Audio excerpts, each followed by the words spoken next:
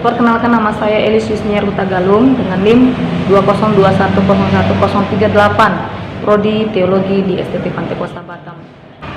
Di sini saya akan memaparkan pendidikan kewarganegaraan khususnya mengenai identitas nasional. Setiap negara memiliki identitas nasional yang berbeda-beda, sama halnya dengan manusia memiliki identitas yang berbeda-beda. Hal ini berguna untuk membedakan seseorang dengan orang lain. Identitas nasional ini saya akan paparkan beberapa bagian, yaitu yang pertama mengenai pengertian identitas nasional, dan yang kedua faktor-faktor pembentuk identitas nasional, dan yang ketiga jenis-jenis identitas nasional, dan yang keempat unsur-unsur identitas nasional. Kita masuk dalam poin yang pertama, yaitu pengertian identitas nasional. Identitas nasional terdiri dari dua kata, yaitu identitas dan nasional. Identitas itu adalah ciri-ciri, jati diri, ataupun tanda yang melekat pada seseorang atau sesuatu untuk membedakannya dengan seseorang atau sesuatu.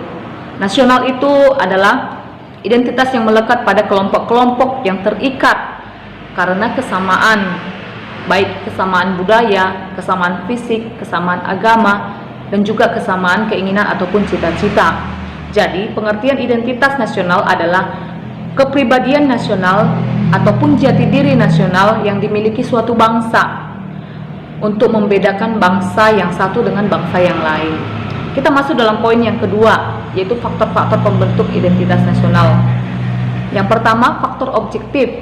Faktor objektif meliputi faktor geografis dan demografis, di mana faktor geografis itu yang membentuk Indonesia sebagai negara kepulauan yang beriklim tropis.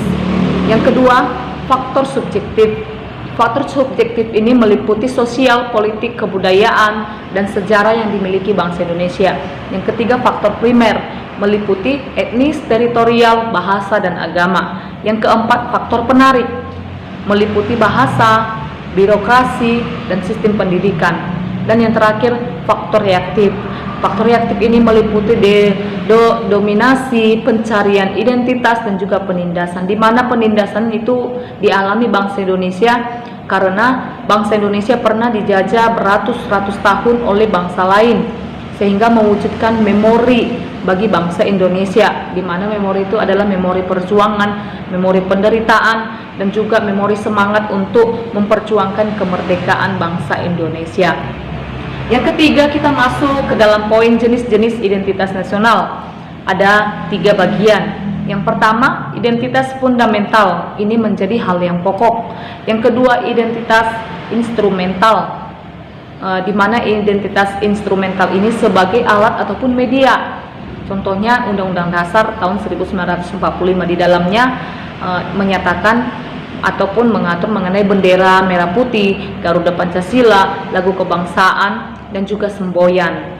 Dan yang ketiga, identitas alamiah.